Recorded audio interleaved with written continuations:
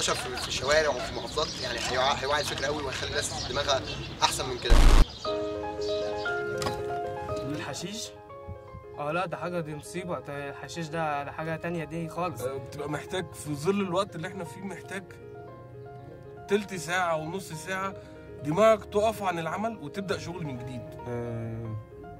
عايز احكي وانا اقول لك مثلا انا كنت بشرب كده وبتاع ولا؟ موضوع المخدرات اللي مبتلى بيها شبابنا هو ده طبعا ابتلاء جاي من الغرب اساسا. احنا بنبني فيلا على الطريق، لانهم بيروحوا بالليل في اوقات متاخره وبيروحوا ياخدوا الحاجات دي هناك. الحشيش عموما بيعمل لدماغك انت وحياتك انت الشخصيه ريستارت. انا في مره في حد من صحابي كان ضحك عليا يعني وقال لي ان دي كان في حاجه اسمها فودو.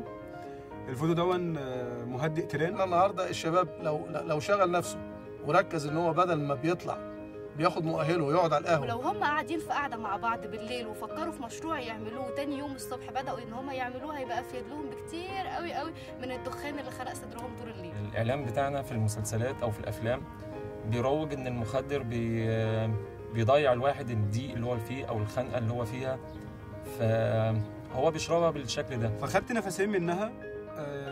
كنت عايز كرسي بعجل بقى عشان اروح بيتنا، ما كنتش عارف اي حاجه في اي حاجه خالص.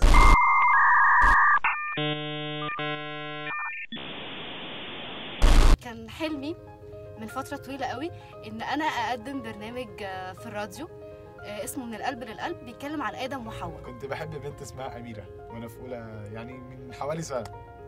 سيبنا بعض بس انا بفتكرها بكل خير وهي بالكتير فاكره لي جرح. كنت فاكرها مالك، كنت فاكرها مالك، لكن طلعت بشر.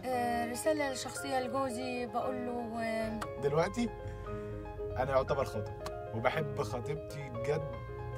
هي مش خطيبتي قوي وانا قلت اخطبها رسمي ووصلت لحد البيت، خبطت على باب بيتها وبأعلى صوت نديت، طلعت لي ناس غريبه لابسه اسود فاتخضيت.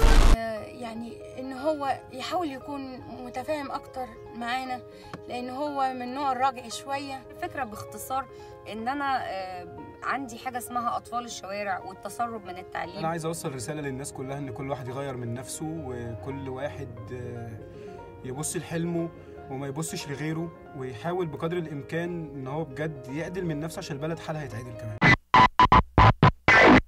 ماشي يلا. ماي هير.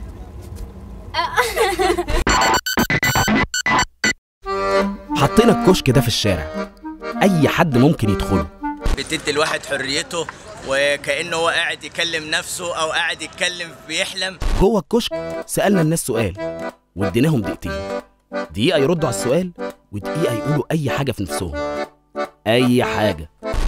لازم يكملوا يتفرجوا على فيلم السهرة، الشجرة كنت مرتاح. على فكرة الكشك ده هتلاقيه بيلف في كل حتة في مصر، وممكن تصحى من نومك تلاقيه واقف تحت بيتكم أو في الحتة بتاعتكم. جوه الكشك هتشوف وتسمع فعلا المصريين الحقيقيين.